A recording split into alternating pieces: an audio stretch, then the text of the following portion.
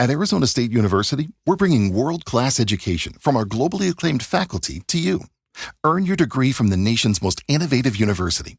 Online. That's a degree better. Learn more at asuonline.asu.edu.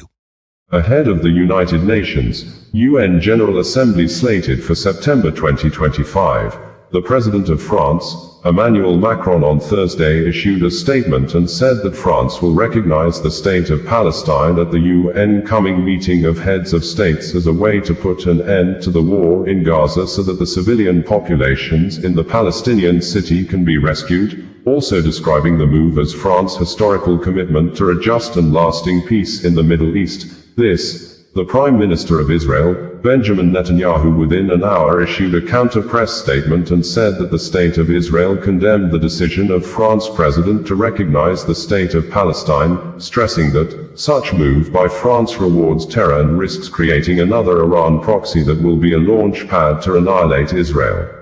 According to the President of France, Emmanuel Macron, true to its historic commitment to a just and lasting peace in the Middle East, I have decided that France will recognize the State of Palestine. I will make the solemn announcement at the United Nations General Assembly next September.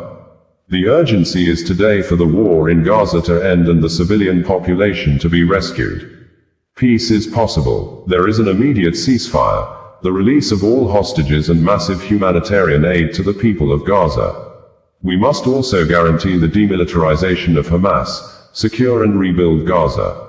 At last, it is necessary to build the State of Palestine, ensure its viability and allow that by accepting its demilitarization and fully acknowledging Israel, it participates in the safety of everyone in the Middle East. There is no alternative. The French want peace in the Middle East. It is up to us, the French, together with Israelis, the Palestinians, our European and international partners, to demonstrate that it is possible. In light of the commitments that the President of the Palestinian Authority made to me, I wrote to him my determination to move forward. Trust, clarity and commitment. We will win peace, the French President stated. In a swift reaction, Prime Minister Benjamin Netanyahu reacted and said, "We strongly condemn President Macron's decision to recognize a Palestinian state next to Tel Aviv in the wake of the October 7th massacre. Such a move rewards terror and risks creating another Iranian proxy, just as Gaza became. A Palestinian state in these conditions would be a launch pad to annihilate Israel, not to live in peace beside it. Let's be clear, the Palestinians do not seek a state alongside Israel, they seek a state instead of Israel." Meanwhile, it would be recalled that Daily Sabah news media on May 28, 2025 reported that Indonesian President Prabowo Subianto said he would consider diplomatic ties with Israel only if it recognized a Palestinian. Clearwater Police Department in Florida, United States has confirmed that World Wrestling Champion Terry Bolley aka Hulk Hogan died on Thursday morning around 11:17 a.m. after the personnel of the Clearwater City Fire and Police Departments responded to an emergency medical report at about 9:51 a.m. and administered first aid treatment of cardiac arrest to Hulk Hogan before he was rushed to Morton Plant Hospital where he was pronounced dead. According to the Clearwater Police Department in a video press briefing held a few hours ago, the Clearwater Fire Department and Clearwater Police Department personnel responded to a medical call at 9:51 a.m. today in the 1000 block of El Dorado Avenue on Clearwater Beach. The nature of the call was for a cardiac arrest. A 71-year-old resident, Terry Bolley, also known as Hulk Hogan, was treated by Clearwater Fire and Rescue crews before being taken by Sunstar to Morton Plant Hospital, where he was pronounced deceased. Major Nate Burnside briefed the press about the police and fire response to a medical call involving Terry Bolley, also known as Hulk Hogan. A video of the scene outside Hogan's residence shows responders desperately trying to save his life as he was transported to an ambulance. In the clip, several paramedics appear to be conducting chest compressions as Hogan is wheeled to the emergency vehicle. It may be recalled that a few weeks ago, Hogan's wife, Sky, whom he married in September 2023, denied rumors he was in a coma, stating his heart was strong as he recovered from surgeries. Some local media in the United States had reported last month that Hogan was on his deathbed, but the reports were denied with statements that as at the time he was just dealing with the symptoms of a neck procedure he underwent in May 2025. The global sports icon, Hulk Hogan, undoubtedly transformed professional wrestling into a family entertainment sports. Before Hulk, wrestling catered to a fairly narrow audience. Hulk's theatrics in the ring were magnetic for children and their parents, and it supercharged the sport. Hogan kickstarted a pop culture phenomenon with Hulkamania, after defeating the Iron Sheik for the World Heavyweight Championship in 1984, a craze that never went away, and his signature bandana and handlebar mustache were often copied by fans in crowds for decades. In 1996, Hulk created the NWO, New World Order, and became Hollywood Hulk Hogan. It propelled him and professional wrestling to even more fame. Hogan had countless iconic performances, which included a matchup against Dwayne "The Rock" Johnson at WrestleMania X8 in 2002 and a face-off with Andre the Giant. Family of the late Nigeria former president, Muhammadu Buhari, on Sunday issued and released a letter of appreciation to people who sent in condolence messages after the former Nigeria president died on Sunday, July 13, 2025 at a London hospital, but the Buhari family mentioned several names they considered as notable people among those who sent in condolences, which some of them did not attend the burial ceremony and apparently ignored three former presidents of Nigeria that were major rivals to the late Muhammadu Buhari's presidency, despite the fact that former presidents Goodluck Ebele Jonathan, GEJ, Ibrahim Badamasi Babangida, IBB, and Olusegun Obasanjo, OBJ, were among the notable personalities in the society to send condolences early enough to the family and the nation at large exactly same day Buhari died,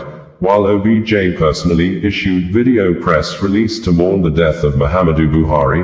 GEJ, after issuing condolence message, visited the family of late Buhari in London the next day to console with the bereaved family, and also, IBB, after mourning the demise of late President Muhammadu Buhari, sent his children led by Muhammad Babangida to Katsina State to pay the family and the people condolence visit over the death of the late former head of state, Muhammadu Buhari, that was ousted out of power as then Nigeria military head of state on August 27, 1985 by IBB in a bloodless coup that led to the arrest and detention of Buhari at a prison facility in Benin City for almost 3 years.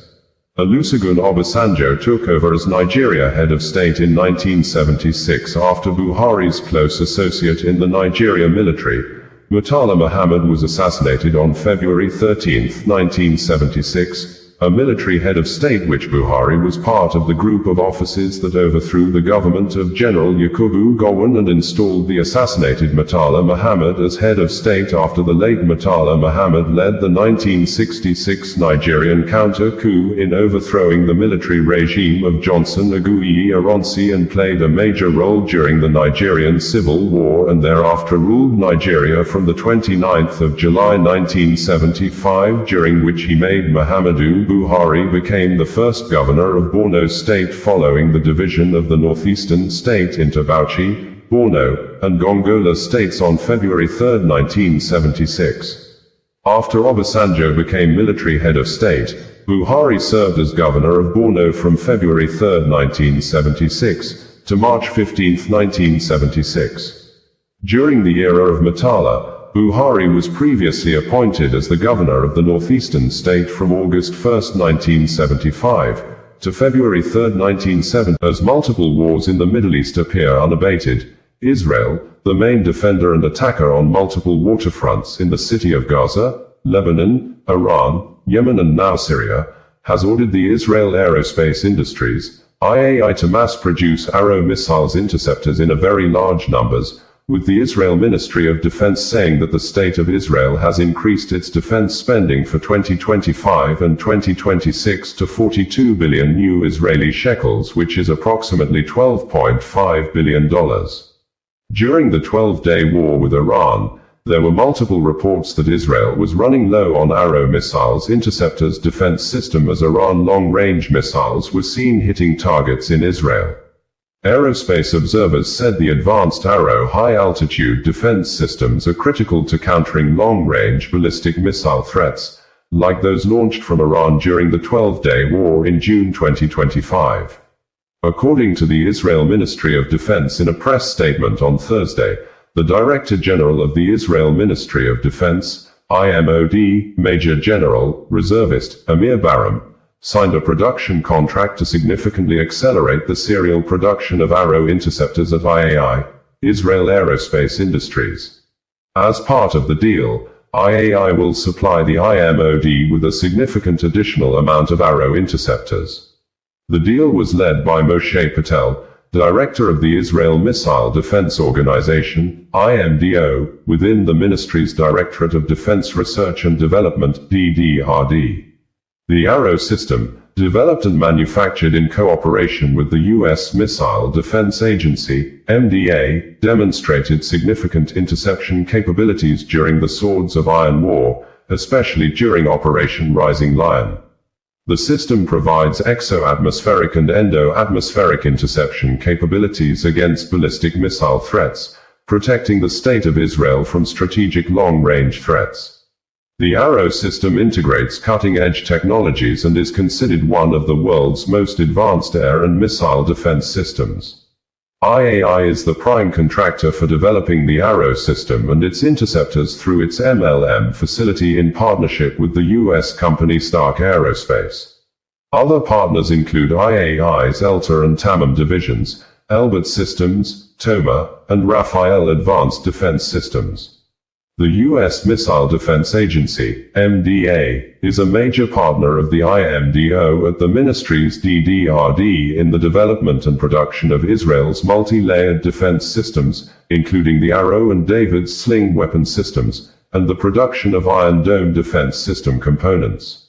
The strategic cooperation between the MDA and the shortly after Prime Minister Benjamin Netanyahu returned from the United States, U.S. on Sunday, where he had paid an official visit to the U.S. President, Donald Trump, lawmakers and other U.S. government officials, the misunderstanding between Bedouin and Druze tribes in the Swaida region of Syria that started last Friday took a new twist, evolving into a deadly conflict after a Druze man was robbed at gunpoint on Friday by gunmen suspected to be natives of Bedouin tribe. Druze residents in Swaida shortly on Friday mobilized, went after the people of Bedouin, arrested and detained a lot of natives from the Bedouin tribe, forcing the people of Bedouin to retaliate, and the conflicts led to mass killings, unabated. And on Tuesday, the Syria interim government soldiers entered Swaida reportedly to restore law and order, but Israel-based media reported that the Syria interim government soldiers, mostly members of the Hayat Tahrir al-Sham, HTS, assisted and joined the Bedouin militias to kill the people of Druze, and in a swift response, the office of the Prime Minister of Israel in a press statement on Tuesday, said, "The Prime Minister, Benjamin Netanyahu, and the Israel Minister of Defense, Israel Katz, have authorized the Israel Defense Forces, IDF, to attack Syria interim regime forces led by Syria interim President Ahmed Hussein al-Shara, who Israel Policy Forum, in a publication published in December 2024, stated that the new Syria presents fresh challenges for Israel, stating that the Turkey-backed Sunni jihadist group, Hayat Tahrir al-Sham, HTS, was an al-Qaeda's former Syrian branch, and its leader, Abu Muhammad al-Golani, also known as Ahmed Hussein al-Shara, who is the current interim president of Syria, was a member of an early version of the Islamic State, saying, Golani's chosen last name also foreshadows conflict over territory, that his family hails from the Golan Heights, which Israel partly occupied after the 1973 war and annexed in 1981. Although President al-Shara, in nationwide broadcast on Thursday after ceasefire began around 9 p.m. on Wednesday night, said that the protection of Druze people is a top priority in his interim government, but he's not afraid of Israel that bombed the Syria military headquarters and the military base near Syria Presidential Palace in Damascus on Wednesday that led to the death of 5 persons in addition to more than 300 people killed. Less than a week the new conflict ensued. According to Reuters reporters, warplanes swooped low over the Syria capital and unleashed a series of massive strikes on central Damascus. The cityscape was blanketed in smoke with a thick plume rising from the defense ministry. We are acting decisively to prevent the entrenchment of hostile. President Bola Ahmed Tinubu has confirmed and announced the death of the Nigeria immediate past president, Muhammadu Buhari, at a London hospital at about 4:30 p.m. on Sunday, after years of rumors and speculations by the detained leader of the indigenous people of Biafra, IPOB, Mazi Nnamdi Kanu, that the person that ruled Nigeria for the last 8 years died few years after he took over office on May 29, 2015. The news of former President Buhari's death came at a time the ex-president was a major point of discussion during the preceding week after the personal media aide to the late president, Garba Shehu, confessed he lied to cover up the health issues of the then President Muhammadu Buhari, a confession the indigenous people of Biafra described and said that the Garba Shehu's confessional statement about the use of the Villa Rat invasion story to cover up former President Muhammadu Buhari's illness vindicates its detained leader, Nnamdi Kanu, who had speculated years ago, starting from 2018, that the real Muhammadu Buhari died few years after assuming office, that the man that ruled Nigeria for the last part of first tenure and second tenure was Mr. Jubril al-Sudani from Sudan. In a statement on Saturday by the Biafra Group's spokesperson, Emma Powerful, IPOB said Kanu was the first to expose Buhari's health condition and was persecuted for it. The group described Shehu's confession as a delayed confession born out of guilt and irrelevance. Where was this honesty when the Nigerian people needed it? Where was this truth when IPOB and our leader were being vilified, jailed, and labeled terrorists for speaking it? If this level of deliberate misinformation had happened in any sane society, those responsible would be in jail for subverting the constitution, undermining national security, and deceiving the electorate.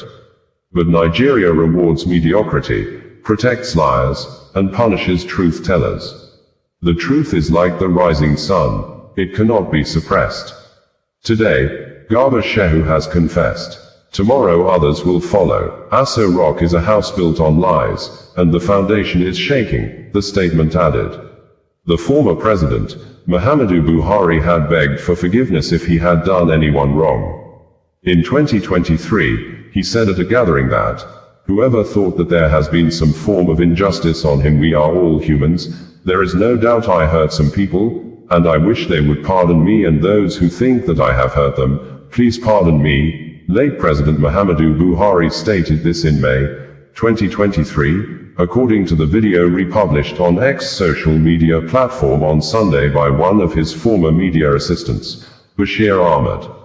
According to the press release by the President, Anambra State Command of the Nigeria Police Force has repelled the simultaneous sporadic heavy gun shooting in Oko and Equilobia, when two separate groups of unknown gunmen engaged men of the Oko Divisional Police Headquarters in the Arumba North local government area in an early morning gun battle, and another group took over the Equilobia flyover bridge in the Aguata local government area of the state on Wednesday, resulting in the death of two members of the public and set ablaze the patrol vehicle of Agonichemba, the state special vigilante group, which, police said one of the attackers was killed during the deadly gun battle. And on Thursday, the police issued new updates, stating that an additional AK-47 rifle has been recovered from one of the fleeing assailants, while Biafra Armed Group, the Biafra Defense Forces, in a tweet on Thursday specifically denied any involvement in the mass shooting at Equilobia, stating, "Those impersonating them will one day run out of luck."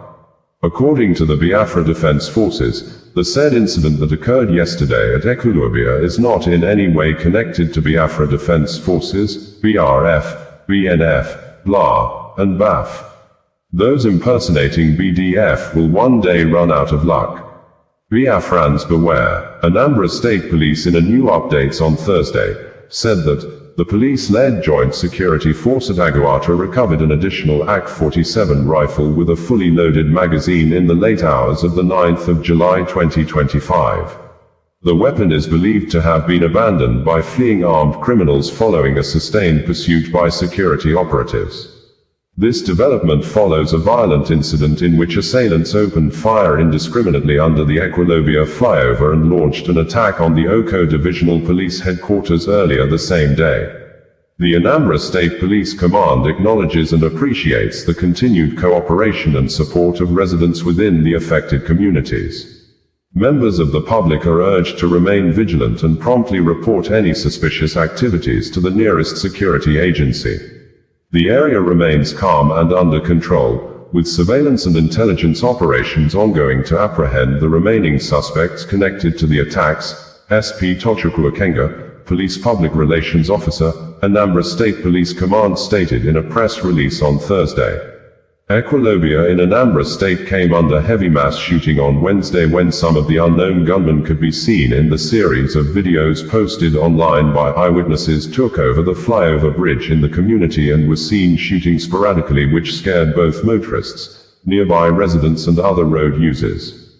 It was gathered that the shooting lasted more than 30 minutes. In some of the videos, a lifeless body was seen lying inside a commercial tricycle popularly known as keke, while another clip shows Kenya National Human Rights Commission, KNHRC, has confirmed that 31 persons have already been pronounced dead by medical doctors attending to protesters who were attacked on Monday by Kenya's security operatives and armed militias when thousands of Kenya residents came out to stage a mass protest to mark this year's 7th anniversary, an event known as Saba Saba Day that commemorates July 7, 1990, when Kenyans rose up to demand a return to multi-party democracy after years of autocratic rule by then-President Daniel Arap Moi. The united opposition leaders called on all Kenya citizens to declare President William's Ruto government as an illegitimate regime that is an enemy of the people, hostile to the people, killing the people by thus boycotting all government functions and activities and delegitimize the government's businesses and actions, insisting 2027 is too far for Kenyans to wait before ending the presidency of Ruto.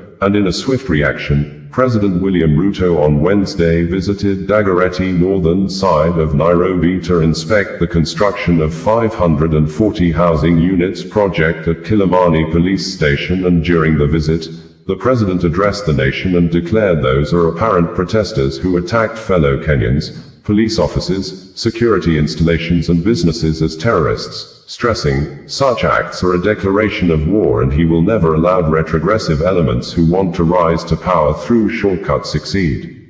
Opposition leaders on Tuesday accused the government of deploying unmarked police vehicles to transport armed gangs to perceived opposition strongholds during the protests. They called for a national boycott of all businesses affiliated with President Ruto's administration, accusing his government of deploying state-sponsored violence and extrajudicial killings on Kenyans. This regime is hostile. It cannot be reasoned with. It must be resisted. We will not rest. We will not retreat. We will not surrender, the opposition said in a joint statement. Jeffrey Rigathi Gachagua, one of the opposition leaders and former deputy president of Kenya, said, on the 7th of July 2025, the 35th anniversary of Saba Saba, Kenyans took to the streets to protest. Unknown to the peaceful protesters, the tired regime of William Ruto had a well-organized, state-sponsored militia working in cohort with the police to maim, kill, destroy property, and blame it on the Kikuyu community. President Ruto's ICC cases are still ongoing and were paused after witnesses disappeared. It is clear that history is repeating itself. Ruto is hellbent on finishing his unfinished business with the Mount Kenya region. To President Ruto, I say this with a lot of humility. Please stop being angry. The people of 3 Israeli citizens, Liran Yakovov, Natanel Aviv and Ozchai Raham, have been convicted for stealing properties belonging to victims of the October 7, 2023 massacre when groups of Hamas fighters invaded the Nova Music Festival near Kibbutz Be'eri, barely 5 kilometers away from Gaza, with over 4,400 fun seekers at the music party, and killed more than 360 persons at the music festival, which led to the state of Israel waging wars in Hamas-controlled Gaza, Hezbollah-controlled Lebanon, Iran under Ayatollah Khamenei's supreme leadership, and recently in Houthis-controlled Yemen. According to Israeli-based media, UNET News. Nearly 2 years after the October 7th massacre, prosecutors asked the Beersheba Magistrates Court to impose prison sentences ranging from 3.5 to 5 years and order compensation for victims on 3 Israelis, Liran Yakovov, Natanel Aviv and Oz Chai Raham, convicted of stealing property from the Nova Music Festival massacre site. The defendants roamed among bodies and burned cars, grabbing whatever they could, prosecutor Tehlan Edom said during Monday's sentencing arguments. She noted that some stolen items belonged to innocent civilians who fled for their lives or were murdered during the attack, adding, they desecrated the dignity of the murdered, with bodies still lying in the area. Their actions violate the most basic societal norms. The prosecution also requested a fine of 80,000 shekels, $21,000, for the defendants. Anyone seeking to rob helpless citizens will not only lose out but pay double, Needham said. The defense disputed her claims, interrupting to argue that the accusation of looting near bodies wasn't in the indictment. Saying they were near bodies or burned corpses, when it's not in the charges, is an attempt to mislead the court, a defense attorney contended, adding that the proposed punishment was disproportionate. The act was disgraceful, but not severe enough to justify such a penalty, the defense said. Judge Shoshrid responded, it's well known there were bodies there, even on October 8th. Make your arguments in turn. She added that the trio's actions were planned, dismissing claims of them being foolish or childish. The verdict is expected by late September. It would be recalled that the Times of Israel reported on November 17, 2023 that police said that they had arrested 5 individuals suspected of stealing the sound equipment from a man murdered at the Supernova Music Festival in southern Israel, where over 260 were massacred by Hamas terrorists on October 7th. The equipment, worth some 2 million new Israeli shekels, NIS, $530,000, was found in the homes of the flights of McAllen International Airport on Monday early morning were delayed for several hours as 27-year-old gunman, Ryan Louis Mosqueda ambushed and shot at the United States, U.S. Border Police Patrol agents in Texas, injuring 2 police officers and a Border Patrol employee, which, the suspect was later shot dead at the entrance of the U.S. Border Patrol Federal Building. This occurred less than 48 hours when, on Saturday, a North Texas police officer was ambushed at a DHS facility and shot in the neck by 8 men in body armor. These incidents happened amid nationwide rise in threats to immigration and custom enforcement, ICE personnel and Border Patrol agents over President Donald Trump immigrants' deportation policy. Local media reported that the federal agents returned fire at the suspect, identified as Ryan Louis Mosqueda, who was armed with a rifle and wearing a utility vest. Mosqueda was killed at the scene, McAllen Police Chief Victor Rodriguez said. U.S. Department of Homeland Security in a statement on its X social media handle, stated that, this morning an individual opened fire at the entrance of the United States Border Patrol Sector Annex in McAllen, Texas. Both Border Patrol agents and local police helped neutralize the shooter. 2 officers and a Border Patrol employee were injured, including 1 shot in the knee. All 3 have gone to the hospital. This is an ongoing investigation led by the FBI. While blaming politicians for the continuous attacks on security operatives, the U.S. Homeland Security Department said, this administration is not playing games with the lives and safety of our ICE officers. ICE law enforcement is facing a 700% increase in assaults against them due to rhetoric from politicians like Mayor Bass.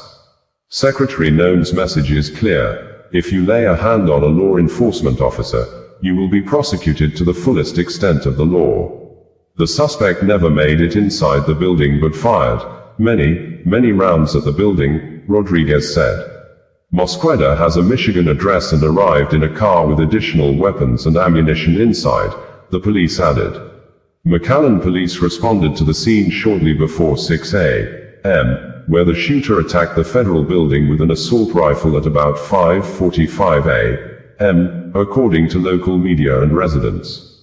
Local media added that Ismael Garcia, a 10-year veteran with the McAllen police who responded to the scene, was struck in the knee during the shootout and is in recovery, quoting Chief Rodriguez, who said it during a news conference. 3 officers sustained gunshots injuries from inside the building as bullets shattered the windows, sending shards of glass flying, according to local media. Incidents like Imo State Command of the Nigeria Police Force has given reasons why a suspected kidnapper, Obinna Orji, who the police said his gang are responsible for series of kidnapping and armed robbery in Anambra, Delta and Rivers states, has not been charged to court since he was arrested, while condemning an ex-social media post published by an account holder named Fisayo Suyombo, who has raised alarm that the police arrested and detained Obinna Orji, he described in the post as a businessman, for 8 months without charging him to court. In a swift reaction on Saturday, Imo State Police Command, in a statement issued and made available by the command spokesperson, Okoye Henry, narrated and listed the alleged crimes committed by the detained Obinna Orji, saying, "The kind of crimes Obinna is allegedly involved in are capital offenses that police has no right to grant his bail, and the delay in taking him to court is because the alleged crimes cut across multiple states which required more time for proper investigation." Fisayo Suyombo, who often introduces himself as an undercover investigator, had tweeted on X social media on Saturday with a photograph of the police officer in charge of the case and said, "SP Ola, the officer in charge of the anti-kidnapping unit of the police in Imo, has been detaining Obinna Orji, a 43-year-old businessman, for 8 straight months without charging him to court." SP Ola says nobody, not even the IGP, can compel him to act otherwise. And the police replied and said, "The Imo State Police Command is aware of a recent misleading publication on the social media platform X, authored by Mr. Fisayo Suyombo, alleging the unlawful detention of one Mr. Obinna Orji by the officer in charge of the anti-kidnapping unit, CSP Olademeji Odeyewa. To set the record straight, Mr. Obinna Orji is a key suspect in multiple high-profile cases of kidnapping and armed robbery. He is an ex-convict previously remanded at the Akigwe Correctional Center, 2017-2019, over conspiracy and armed robbery charges. His most recent arrest was based on credible intelligence, linking him to a criminal syndicate involved in trafficking stolen vehicles acquired through violent crimes.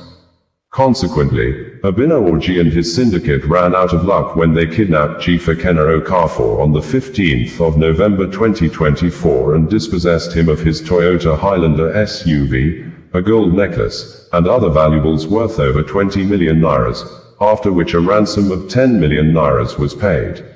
Swift tactical operations by the anti-kidnapping unit led to the arrest of 2 suspects, Chidozie Chukwu and Uchenna Chukwu, whose confessions subsequently led to the arrest of Obinna Orji, identified as a key figure in the kidnapping operation. It has been a sad Monday in Dhaka, the capital of Bangladesh, as one of the Bangladesh Air Force training planes crashed on students while they were taking test examinations and some of them attending regular classes at Milestone School and College, with 19 victims already confirmed dead by local authorities, while over 100 persons, mostly students, are hospitalized. This, the head of interim government of Bangladesh, Muhammad Yunus, has assured the public that the government of Bangladesh will carry out investigation to ascertain the cause of the military plane crash, as some of the victims were seen walking out from the burning flames with almost completely burned bodies. It was gathered that the plane crashed immediately after takeoff around 1 p.m. local Bangladesh time, which was 7 o'clock a.m. GTM. According to Hindustan Times, a Bangladesh Air Force F-7BGI training aircraft crashed into a college campus in Dhaka, killing at least 19 and injuring over 100 people. Local media reported that the leaders and activists of Bangladesh Chhatra League faced a brutal mob attack while donating blood to save the injured students of the Milestone School plane crash. Military and a fire official said the Bangladesh Air Force F-7BGI aircraft crashed into the campus of Milestone School and College in Dhaka's Uttra neighborhood on Monday afternoon, where students were taking tests or attending regular classes. Saidur Rahman, a National Burn Institute official in Dhaka, told Bangladesh's leading English daily, The Daily Star, reported that the death toll rose to 16 within hours as reported by CNN, and a few hours later, the Daily Star updated its reports to 19 confirmed dead and 100 persons injured. Parents and relatives panicked at the scene as rescuers, using tricycle rickshaws or whatever was available, transported the injured. Rafika Taha, a student at the school who was not present at the time of the crash, said, according to the Associated Press report, that Milestone School and College, with some 2,000 students, runs classes from elementary to 12th grade. On Monday, she said, some students were taking tests while others attended regular classes. I was terrified watching videos on TV, said the 16-year-old student. My God, it's my school. The Bangladesh Army's Public Relations Office confirmed in a brief statement that the downed F-7BGI aircraft belonged to the Air Force. Fire official Lima Khanum stated by phone that at least one person died and 4 others were injured, though she did not provide further details. A third-grade student was brought in dead, and 3 others, aged 12, 14 and 40, were admitted to the hospital. Bidhan Sarkar, head of the burn unit at the Dhaka Medical College and Hospital, bringing you the news in a more digital way.